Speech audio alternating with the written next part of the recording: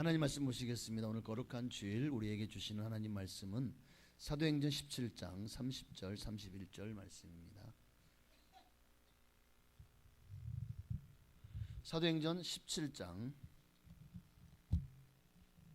30절 31절 지난주와 같습니다. 함께 다 찾으신 줄 믿고 한 목소리로 합독하신 이후에 호산나 찬양대에 찬양이 있겠습니다. 우리 함께 합독하시겠습니다. 30절 알지 못하던 시대에는 하나님이 간과하셨거니와 이제는 어디든지 사람에게 다 명하사 회개하라 하셨으니 이는 정하신 사람으로 하여금 천하를 공의로 심판할 날을 작정하시고 이에 그를 죽은 자 가운데서 다시 살리신 것으로 모든 사람에게 믿을 만한 증거를 주셨음이니라 하니라. 아멘. 오늘은 모든 사람이 믿을 만한 증거 두 번째 시간을 갖도록 하겠습니다.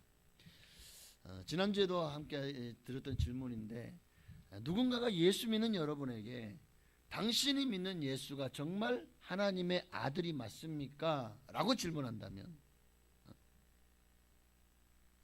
정말 당신이 믿는 하나님이 살아계십니까? 라고 질문한다면 맞습니다. 그래요? 그러면 증거를 보여봐요. 진짜 하나님, 예수가 하나님이 증거를 보여봐. 그러면 내가 한번 믿어볼게. 만약 이 세상 사람들은 우리에게 그렇게 질문 많이 하거든요. 우리에게 예수님이 진짜 살아계시냐? 그분이 정말 하나님의 아들이 맞느냐? 그분이 정말 내 죄를 위해 십자가에 못 박혀 죽었고 부활하신 것이 맞느냐? 많은 사람들이 의외로 우리 믿는 사람들에게 우리가 가진 믿음을 시험합니다. 자, 여러분은 무엇이라 대답하시죠? 무엇이라 대답하시겠습니까? 우리 이런 질문을 하는 자들에게 대답을 항상 있게 하라고 베드로에서 말씀하셨죠. 베드로를 통해서. 자, 여러분은 뭐라고 대답하시겠습니까? 오늘 본문의 말씀을 통해서 이 질문에 대한 확실한 여러분 대답을, 즉 답을 얻게 되시기를 바랍니다. 아직 여기에 대한 답이 모호하신 분들은 오늘 꼭 답을 얻어 가셔야 돼. 저는 어느새 제가 목회를 시작한 지가 30년이 이제 가까워집니다. 제가 1996년도부터 전도사, 교육전도사를 시작해서 어느새 2005년, 2006년 내년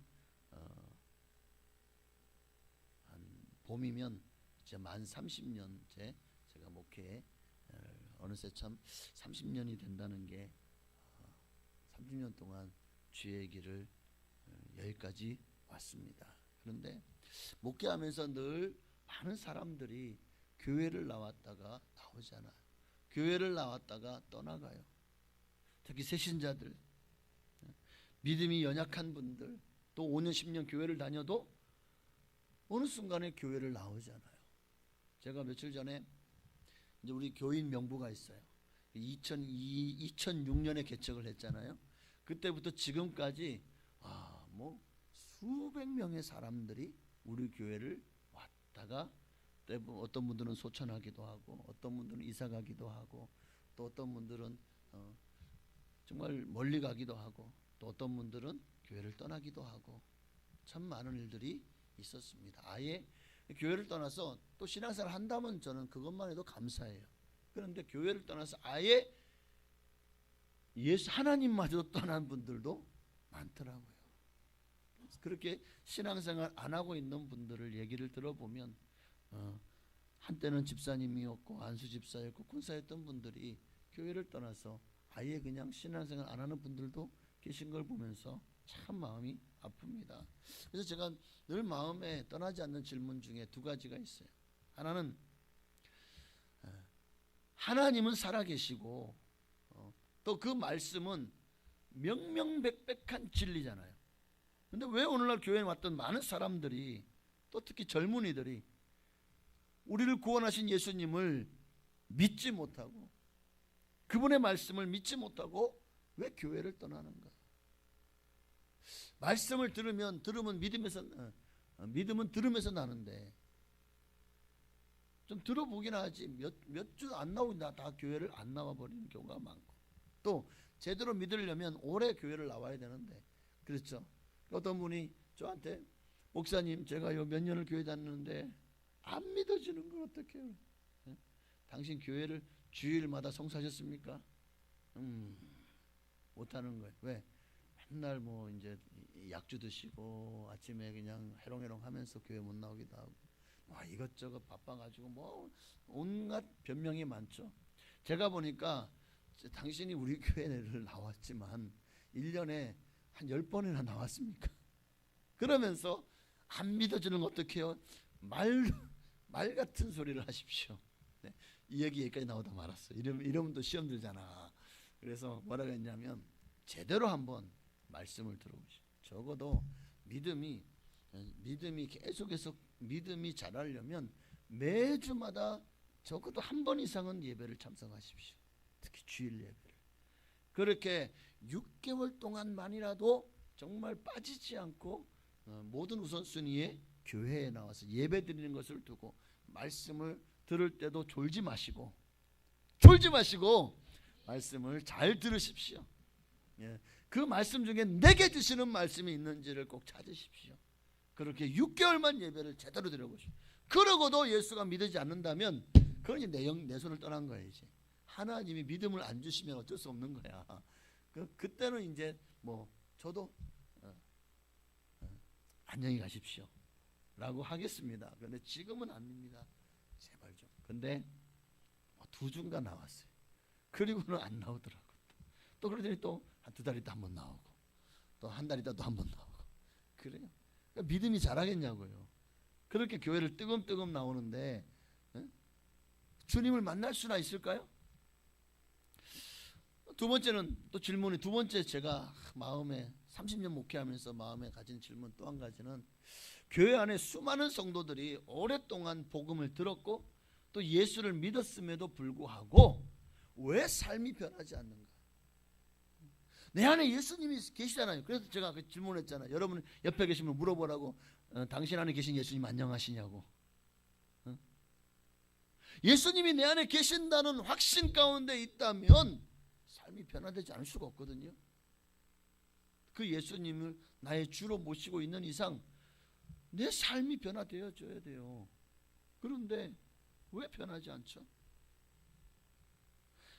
제가 오랫동안 이 질문에 고민하다가 지난주에 2가지 결론 말씀드렸죠. 왜 그럼에도 불구하고 예수가 믿어지지 않고 또 교회를 떠나고, 또 왜 예수를 믿는데도 불구하고 삶이 변화되지 않는가? 첫째는 하나님이 보이지 않기 때문에. 하나님 눈에 안 보이니까, 하나님 눈에 보이지 않으니까 뭐 믿어도 안 믿어도 뭐 별로 달라지는 것도 없고, 그래서 예수를 믿는데도 삶이 변하지 않는 것 같아요. 하나님이 보여요? 그 두려워서 어떻게 죄를 져? 하나님이 그냥 내가 죄만 지면 바로 그냥 불꽃 같은 그냥 눈을 부라리면서 이놈의 자식 너 또 죄졌어? 그러고 너 천국 올 줄 알아? 혼나볼래? 이러면 아주 아마 정신을 번쩍 차리지 않을까요? 매맞지 않으려고 하거든. 근데 눈에 보이지 않으니까, 하나님이 눈에 보이지 않으니까 담대한 거예요. 또 삶이 변하지. 그래서 삶이 변하지 않는 것 같아요. 두 번째는 예수가 진짜 믿어지지 않기 때문에 삶이 변하지 않는 것 같아요. 예수가 믿어지지 않아요. 진짜 예수가 정말 인류의 구원자요 심판주이심을 믿을 만한 확실한 증거를 찾으려고 하지도 않지만, 또 찾아도 찾지 못하기 때문에 예수를 믿지 않는 게 아닌가. 자, 오늘은 한 가지를 더 말씀드리려고 해요. 왜 예수를 믿는데도 삶이 변하지 않을까? 이 세 번째 정말 중요합니다. 정말 중요해요. 이 2가지만으로도 사실 우리는 구원을 얻게 하시는 그 주님의 은혜가 우리에게 임하면 정말 우리의 삶을 변화시켜 나가게 돼요. 전혀 부족하지 않아요. 하나님이 살아계시고 예수가 믿어지는 것만으로도 우리는 충분히 확실한 증거 가운데 거할 수가 있거든요. 그럼에도 여전히 뭔가 2%가 부족한 게 뭘까? 이것만 가지고도 여전히 예수를 믿지 않아요. 도대체 뭐가 문제지? 그러니까 우리가 정말 간과하고 놓친 게 뭘까? 정말 중요한 것 하나를 우리가 놓치고 있는 게 있습니다. 그게 뭔지 아십니까? 그게 뭔지 한번 찾아보려고 하는데요. 자, 갈라디아서 1장 8절 말씀 먼저 보십시다. 함께 읽습니다. 그러나 우리나 혹은 하늘로부터 온 천사라도 우리가 너희에게 전한 복음 외에 다른 복음을 전하면 저주를 받을지어다. 다른 복음이 있다는 거예요. 사도 바울이 전한 복음, 성경대로 성경적인 믿음, 성경적인 복음, 예수님이 우리에게 전한 복음 외에 다른 복음이 있대요. 혹시 우리가 이 다른 복음을 믿기 때문에 구원받지 못하고 변화되지 못하는 것은 아닐까? 그럴까요? 맞아요. 정답은 그렇다입니다. 그러다 보니까 수많은 이단이 전하는 교리들만이 다른 복음이 아니라, 이단 사설만이 다른 복음이 아니라, 실제로 이 복음, 이 교회 안에도 성도님들 사이에 수없이 많은 다른 복음들이 들어가 있더라는 거예요. 다른 복음이 교회 안에 가득합니다. 이것을 어느 목사님은 거짓 신앙 체계라고 부르더라고요. 거짓 신앙, 참 신앙이 아니고 참 복음이 아니라 거짓 복음, 가짜 복음. 그게 뭡니까? 인본주의의 복음. 하나님보다 내가 중심이 돼요. 내가 본의가 되고 나를 위해서 예수를 믿어요. 내가 잘 되고 내가 복받기 위해서. 이 인본주의죠. 율법주의의 복음. 이것도 다른 복음입니다. 율법주의. 이미 구약의 율법은 예수님 이 땅에 오심으로 다 폐하셨습니다. 그렇다면 구약의 율법이 사라진 게 아니라, 폐하셨다는 것은 더 이상 율법의 요구가 우리에게 죄를 참수하지 못한다는 거예요. 그 요구에 따라서 우리가 율법을 지키지 않았기 때문에 우리가 구원받지 못하는 것에서 주님이 그 모든 것들을 폐하고, 누구든지 예수를 믿으면 더 이상 이미 율법의 요구를 다 이룬 것으로 주님이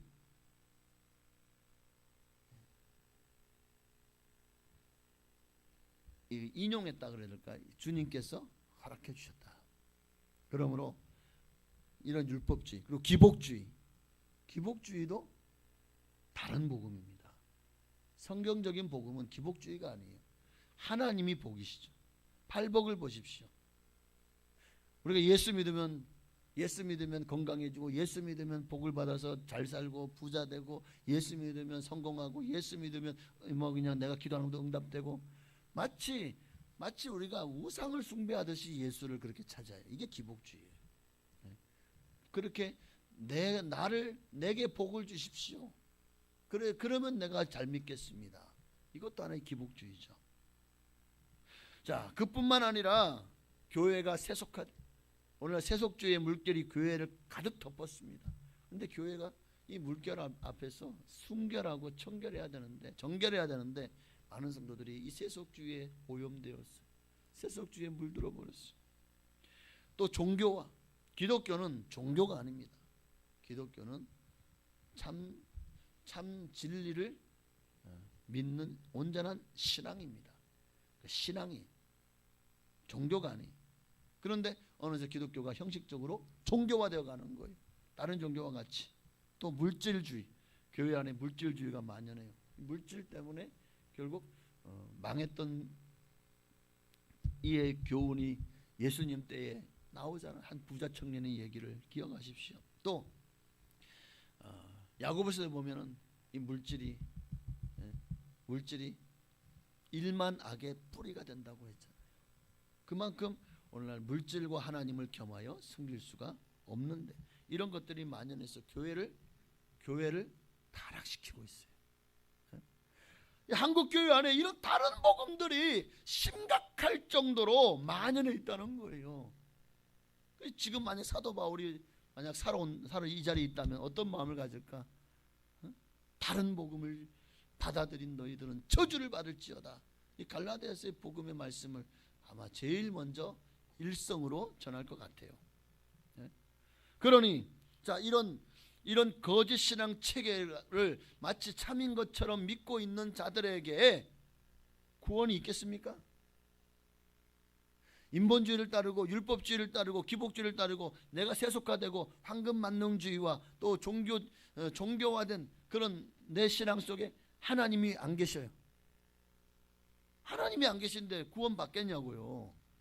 거기는 하나님이 안 계시다니까. 그러니까 복음이 변질되니까 사람들이 교회를 떠나는 거예요. 복음이 변질되니까 강단에서부터 회개해야 될 일이죠. 복음을 잘못 전하니까 다른 복음을 듣고 그 복음을 좋아하는 거예요. 그게 바로 금송아지 신앙이죠. 성도의 삶이 변화되지 않는 것도 어쩌면 당연히 복음을 들었지만 내가 필요한 것만 골라 치사 선택을 해서 그것도 다른 복음이죠. 성경은 절대로 가감하지 말라고 했잖아요. 더하거나 빼는 자는 저주를 받는다고 요한계시록 마지막 장에 기록하고 있잖아요. 그렇다면 오늘 내가 전한 사도 바울이 전한 복음이 뭘까요? 도대체 이 복음 외에 다른 복음을 전하면 저주를 받을지어다 했잖아요. 그럼 도대체 사도 바울이 전한 복음이 뭘까요? 우리를 구원할 사도 바울이 전한 복음이 뭐죠? 고린도전서 15장을 보면, 자, 형제들아 내가 너희에게 전한 복음을 너희에게 알게 하노니, 내가 너희에게 전한 복음, 사도 바울이 우리에게 전한 복음을 너희에게 알게 하노니 이는 너희가 받은 것이요 또 그 가운데 선 것이라. 2절 너희가 만일 내가 전한 그 말을 굳게 지키고, 그러니까 내가 전한 복음을 굳게 지키고 헛되이 믿지 아니하였으면 그로 말미암아 뭘 얻더라고? 구원을 받으리라. 구원을 얻는 복음은 다른 복음이 아니라 사도 바울이 전한 복음이에요. 사도 바울이 전한 복음의 골자가 뭐냐? 3절 4절입니다. 3절 4절 내가 받은 것을 먼저 너희에게 전하였노니 이는 성경대로 그리스도께서 우리 죄를 위하여 죽으시고 장사 지낸 바 되었다가 성경대로 사흘 만에 다시 살아나사. 이것입니다. 성경대로 이 땅에 오셨고 성경대로 우리를 위해 십자가에 못 박혀 죽으셨고 장사 지내면 되셨다가 성경대로 사흘 만에 다시 살아나셨습니다. 부활하셨습니다. 오늘 이 진리에서 벗어나는 모든 것들은 다른 복음이에요. 여기에 기복주의가 있습니까? 여기 인본주의가 있나요? 여기 율법주의가 있습니까? 아니죠. 이게 복음인 거예요. 그러니까 우리 왜 우리의 삶에 변화되지 않죠? 왜 믿음이 자라지 않죠? 예수님이 부활하셨는데 그 예수님의 부활이 나와 상관이 없기 때문에. 다시 말하면 세 번째가 뭐냐면 예수님의 부활을 체험하지 못했기 때문에. 다시 말하면 부활하신 예수님을 만나지 못했기 때문이라는 거예요. 부활하신 예수님 만나셔야 돼요. 그래야 살 길이 열리는 거예요. 오늘 본문은 뭘 말씀하고 있습니까? 예수님이 부활하셨다. 이것은 우리가 믿을 만한 확실한 증거다 라는 것을 지난주에 말씀드렸죠. 예수님 부활하셨다. 성경적으로, 역사적으로, 고고학적으로, 또 과학적으로 예수님이 부활하신 것은 틀림없는 사실이라는 것을 말씀을 드렸습니다. 증거가 확실하게 우리에게 주어진 거예요. 그런데도 보십시오. 여전히 사람들은요, 예수님이 어떻게 우리 정말 하나님의 아들이 맞습니까? 당신이 메시아의 표적을 보여달라. 그럼 우리가 믿겠다. 누가 그렇게 얘기했죠? 예수님 당시 유대인들이요, 특히 바리새인 서기관들 종교 지도자들이 그랬죠. 당신이 정말 예수 당신이 정말 하나님의 아들이 맞습니까? 당신이 정말 우리가 기다리는 메시아가 맞습니까? 그렇다면 그 증거를 보여봐요. 그럼 우리가 믿겠습니다. 믿으려고 그런 얘기한 걸까요? 예수님을 책 잡으려고, 예수님을 꼬투리 잡으려고 그런 얘기를 한 거죠. 그러나 예수님께서요, 넘어갑니까? 안 넘어가죠. 그들의 속이 시커먼 걸 다 아시는데, 여기는 시커먼 분 안 계시죠, 속이. 여기는 안 계신 것 같아요. 근데 예수님 당시에는 속이 시커먼 사람이 너무 많았던 거야. 까마귀인데 백로인 척하는 거지. 예수님이 보는 표정은 뭐밖에 없어요? 요나의 표정밖에 없다 그랬잖아요. 마태복음 12장 39절에 예수께서 대답하시되 악하고 음란한 세대가, 그러니까 지금 당시 이들을 향해서 뭐라고 말하는 거예요? 예수님을 믿지 않고 예수님을 시험하고 예수님을 비판하는 자들을 향해서 또 표적을 구하는 자들에게 믿으려고 표적을 구하는 게 아니잖아요.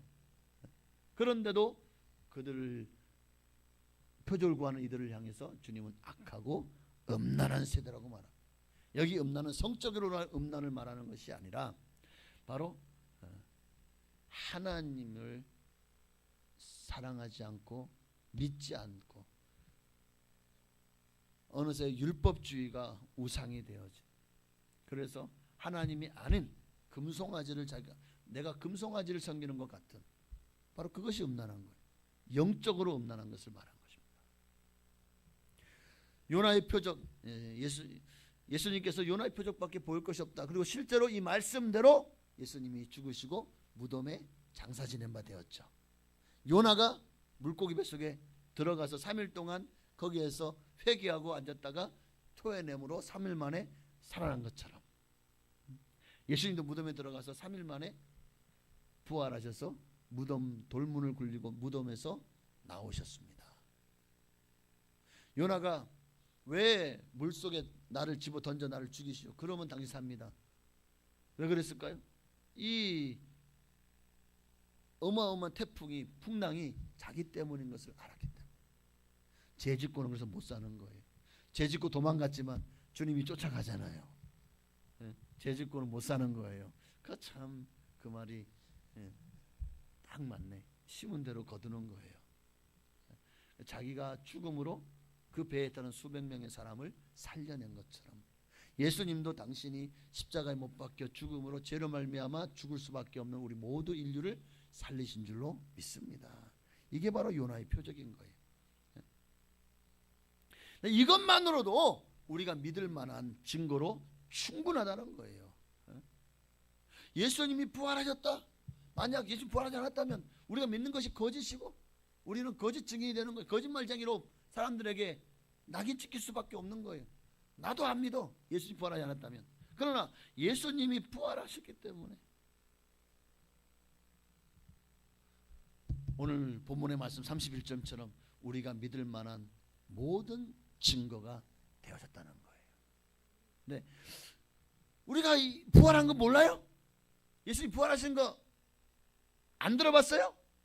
다 알잖아요. 지난주 부활절을 지냈잖아요. 달걀 하나씩 안 까드셨나? 잘 알고 있는 사실임에도 그 중요성과 우리가 복음의 핵심을 자꾸 놓치고 있는 것 같아요. 부활이 너무 그렇게 중요한데 우리의 삶 속에서 부활이 그저 부활절 한 번에 행사에 지나지 않아. 예수님 부활하셨다, 부활절이다, 할렐루야, 끝. 1년에 52주 중에서 부활절을 제외하고는 저도 이거 제가 잘못하는 것 같아서 한번 지난 몇 년간 모아놓은 주보를, 제가 항상 주보를 모아놓거든요. 그 주보를 보면서 말씀 전한 걸 쭉 들어봤어요.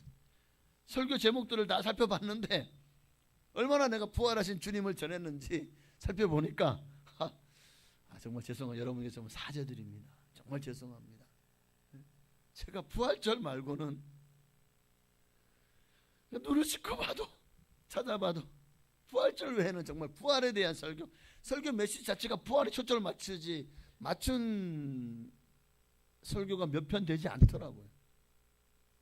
대부분 어떤 설교를 하다 보면 거기 부활이 나오지만 부활 자체의 주제를 가지고 설교를 한 적이 부활절 외에는 정말 몇 번 없더라고요. 내가 충격을 받았어요. 내가 십자가의 고난과 죽으심에 대해서는 수도 없이 전했어요. 또 그 외에 그리스도의 생활에 대해서는 신앙생활의 어떤 이렇게 살고 저렇게 살고 어떤 고난을 어떻게 이기고 뭐 수없이 많은 그리스도의 실천에 대해서, 생활의 실천에 대해서는 말씀도 많이 전했어요. 그런데 정말 부활에 대해서는 빈도 있게 메시지를 전하지 않았구나. 왜 성도님들의 삶이 변화되지 않을까? 내가 잘못했네요. 제가 예수님의 부활에 대해서 정말 부활절만 되면 부활절 설교 들으니까 신앙생활에서 몇 년 하셨죠? 30년 하셨어요? 최소한 30번은 부활절을 지내신 거네? 부활절 설교를 들으셨네? 30번이면 그것도 많지 뭐. 아니요, 안 많습니다. 예수님의 부활이 그렇게 중요한데 우리는 그 중요한 것을 자꾸에 대해서 이미 많이 알고 있고 들었다고 자꾸만 식상해하고 들으려고 하지 않는 것이 아닌가. 가장 중요한 복음의 핵심 메시지가 부활인데 이것을 놓치고 살고 있다는 거예요. 여러분, 초대교회 부흥의 원동력이 뭐였죠?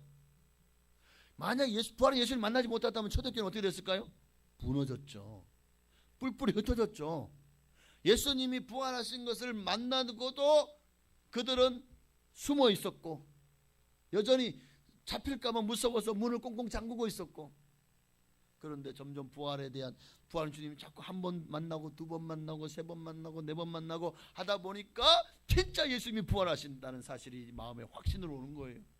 그분의 손에 못자국을 보고 그 허리에 창자국을 보니까 야, 예수님이 정말 살아나셨구나, 정말 부활하셨구나. 물과 피를 다 쏟으셨는데 그 아픈 상처로 가득한데 그 정도 되면 부활하고 바로 사람 나타나가지고 멀쩡하게 서 있을 수 없는 거예요. 아니 발이 그냥 그 굵은 쇠못에 못 박혔는데 아마 발에 뼈도 부러졌을 거예요. 골절도 몇 개 갔을 거예요. 지금 이렇게 조금만 인대가 늘어나도 막 반기부스하고 또 목발을 집어야 되는데 세상에 예수님은요 양발을 딱 포개놓고 거기다 못을 박아냈으니 아마 힘줄도 끊어졌을 거예요. 뼈도 부러졌을 거예요. 손도 마찬가지입니다. 그 정도 되면 병원에 몇 주 진단 나올까요? 이 정도 되면 온몸에 채찍을 맞아서 몸이 딱 그 채찍으로 갈갈이 찢겼어. 얼마나 그래서 피투성이, 이미 예수님 피투성이잖아요. 기력이 다 쇠했잖아요. 그러니까 십자가에 못 박혀 6시간 달려 있었어요. 얼마나 많은 피를 쏟으셨죠? 나중엔 죽었는지 확인하려고 허리에다가 정말 허리 왼쪽 옆구리 심장 있는 데다가 창으로 찔렀어. 자, 병사들이요 전쟁할 때 설 찌르고 맙니까? 전쟁에서 너 죽고 나 죽는데 살기 위해서. 그러니까 이 병사들은 이미 사람을 찌르는데 그냥 설 찌르지 않았을 거예요. 확실하게 하기, 정말 죽은지 확인하기 위해서 확실하게 찔렀을 거라고요. 심장을 찔렀어. 심장에서 물이 확 쏟아져 나왔어. 확실하게 의학적으로도 또 확실하게 죽었습니다. 그런데 부활하셨어요. 그러니까 그것을 본 사람들이요 이것을 증거하지 않을 수가 없는 거예요. 초대교회 제자들은요 자신들을 부활의 증인이라고 떳떳하게 복음을 전하지 않았습니까? 초대교회 부흥의 초석이 뭡니까? 예수가 부활하셨다. 우리가 그 부활의 증인이다. 그러니까 초대교회 성도들은 다른 거 안 전했어요. 예수님이 부활하셨다, 살아나셨다. 그러므로 그분이 전한 모든 복음이 진짜다. 그래 우리가 그것을 전하지 않을 수가 없다. 자, 그런 놀라운 일이 일어나죠. 예수님의 부활을 전하자마자 수많은 사람들이 이 확실한 증거 앞에서 다 무릎을 꿇고 굴복하더라는 거예요. 하루에 3,000명, 5,000명이 회개하고 주께로 돌아오더라는 겁니다. 정말 초대교회가 흥황하여 점점 더 수가 더 많아지더라는 거예요. 수많은 사람들이 예수님을 구주로 영접하고 믿더라는 겁니다. 그들의 삶이 변화되더라는 거예요. 사도 바울도 어떻게 예수 믿었죠? 부활하신 예수님을 다메섹에서 만났잖아요. 그 자리에서 사도 바울이 꼬꾸러졌잖아요. 도마도 언제 예수 믿게 되었죠? 도마도 예수님 부활해서 나타났는데 그 자리에 없었어. 그 사람들이 부활하신 예수님 왔다 갔다 나는 압니다. 눈으로 보고 그 정말 못자국에 또 창자국에 손을 넣어보기 전에 나 압니다. 일주일 후에 안식구 첫날에 또 예수님이 그 문 닫아건 마가다락방에 뿅 하고 나타나셨어요. 와, 놓고 하고 들어온 것도 아니고 문 열고 들어온 것도 아니고 그냥 쓱 하고 들어와서 나타나시고 깜짝 놀랐죠. 도마 이리 와봐. 봐라. 손에 창자국과 손에 못자국을 보여주자. 그 자리에서 고꾸라집니다. 도마가 언제 예수를 확실하게 믿어 확신 가운데 거하게 됐죠? 부활하신 주님을 만나고, 그리고 나의 주여 나의 하나님이십니다 라고 고백하지 않습니까? 예수님의 동생 야고보도 어떤 사람이었죠? 처음에는요 예수를 배척하고 믿지 않았어요. 마가복음 3장에 보면 아니 막 복음을 전하고 다니니까 아, 우리 형이 미쳤어, 미쳤네 하고는 가서 아이고 미쳤어 형 붙들러 왔던 사람이 바로 이 야고보였다고요. 예수를 믿은 게 아니에요. 우리 형이 지금 미쳤다고. 아니 뭐라, 아니 무슨 목수의 가난한 목수의 아들이 갑자기 나가서 랍비가 되고 막 복음을 전하고 하니까 놀라가지고 잡으러 왔잖아요. 그랬던 야고보인데 야고보가 언제 예수님 만났죠? 어떻게 야고보가 나중에는요 어떤 사람이 되었습니까? 예수님을 부활하신 것을 목격한 후에 그는 완전히 변화되었어요. 언제 부활한 걸 목격했어요? 고린도전서 15장 7절에 보니까 그 후에 야고보에게 보이셨으며 그 후에 모든 사도에게 와. 여기 보니까 야고보에게 보이셨다. 그 후에 모든 사도에게 와. 만약 여기 야고보가 사도 야고보라면 그냥 그 후에 모든 사도에게 와 하나로만. 여기 야고보를 왜 넣었을까? 이 야고보가 예수의 동생 야고보이기 때문에 여기다 넣은 거예요. 그리고 나서 야고보의 인생의 목적이 바뀌었습니다. 예수의 제자가 되었어요. 베드로가 예루살렘을 떠난 후에 사도행전 12장 17절에 베드로가 예루살렘을 떠난 후에 예루살렘 교회의 지도자가 됩니다. 그리고 예루살렘 총회를 주관하기도 합니다. 15장에서 21장에서 예루살렘에서 사도 바울이 전한 복음에 대해서 막 이 문제가 있냐, 이단성이 있냐, 그리고 또 그다음에 또 바울이 전한 복음, 그런 이방인도 예수 믿는데 이 어떻게 하냐, 이런 것들로 총회를 열었죠. 거기에 야고보가 회장이었습니다. 야고보는 나중에 바울로부터도요, 갈라디아서 2장 9절을 보면 교회의 기둥이라 칭찬을 받습니다. 그리고 신약 성경에 야고보서를 누가 썼죠? 예수의 동생 야고보가 쓴 거예요. 예수님의 부활을 목격했잖아요. 부활하신 예수님을 만났잖아요. 이게 이렇게 야고보를 변화시킨 거예요. 네? 자, 여러분 오늘 이걸 한번 대입을 해보니까 왜 성도들이 변화되지 않을까? 왜 처음 나온 신자들이, 새 신자들이 믿지 못하고 정착을 하지 못하고 몇 주 교회 나오다가 왜 떠날까? 결론은 그거 같더라고요. 부활하신 주님을 만나지 못했기 때문에, 인격적으로 주님을 만나지 못했기 때문에. 그러니 믿어지지 않는 것은 당연한 거예요. 그러니 여러분 만약 복음에서 부활을 빼버린다면 이것은 마치 요한복음 1장 4절에 그 안에 생명이, 요한복음 1장 4절이요, 그 안에 생명이 있었으니 이 생명은 사람들의 빛이라. 빛이 어두움에 빛이 돼 어두움이 깨닫지 못하더라. 예수님이 부활한 빛을 비춰도 어둠이 깨닫지 못하는데 부활을 빼버린 건 마치 이 빛 자체를 아예 빼버린 것과 마찬가지인 거예요. 이 빛을 빼버리면 온 인류 전체는 여전히 지금도 암흑 속에서 살 수밖에 없고 헤맬 수밖에 없어요. 그리고 예수님은 천하의 거짓말쟁이. 예수님이 막 복음을 전하고 하늘 천국 복음을 전했죠. 그리고 이제 죽으실 때 나 부활할 것이다 하고 죽었어요. 그런데 만약에 부활하지 못했어요. 그러면 예수님이 한 말은 다 신빙성이 사라지는 거예요. 응? 증거가 없어요. 이 모든 것 내가 부활할 것이다 이것보다 더 확실한 증거가 없거든요. 그런데 예수님이 부활 안 했다면 정말 예수님은 천하의 거짓말쟁이. 그리고 교회는 더 이상 생명을 전할 수 없는 종교가 되는 거예요. 그러나 예수님이 부활하셨기 때문에 이제는 모든 사람 믿을 만한 확실한 증거가 드러난 거예요. 그러니까 누구도 핑계할 수 없게 되는 거예요. 오늘 본문 31절 말씀은 모든 사람 믿을 만한 확실한 증거를 우리에게 주신 것입니다. 이게 바로 예수님의 부활이에요. 그러니 이거를 믿지 않으면 구원받지 못하는 건 당연한 것이고, 믿지 않은 그 결과가 뭡니까? 성경은 예수 믿지 않는 사람들 예비된 곳이 어디입니까? 지옥이잖아요. 가장 큰 죄가 예수님을 믿지 않는 죄거든요. 불신죄. 하나님의 아들 예수를 믿지 않으면 제사함 받지 못하니까 죄의 삭은 사망이. 제사함 받지 못하는데 어떻게 아무리 이 땅에서 하늘을 한 점 부끄럼 없게 살아도 천국 못 가는 거예요. 왜? 가장 큰 죄를 지었기 때문에. 불신죄, 불신, 불선, 불법, 불의, 모든 죄는 이 네 가지 안에 다 들어가 있어요. 네. 할렐루야. 네, 힘드시죠? 다 끝났습니다. 이제 말씀 정말 끝났어요. 이제 말씀 마칩니다. 네. 자, 오늘 이제 결론입니다. 오늘 본문의 말씀 늘 읽으면서도 우리가 그냥 지나쳤던 이 말씀 붙들어야 돼요. 이 말씀 앞에서 부활하신 주님을 만남으로 여러분이 주님 앞에 엎드려져야 됩니다.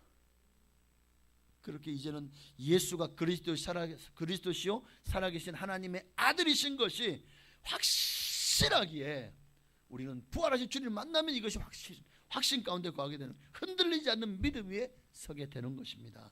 그러니까 예수 부활이 그 순간에 내 부활이 되어지는 거예요.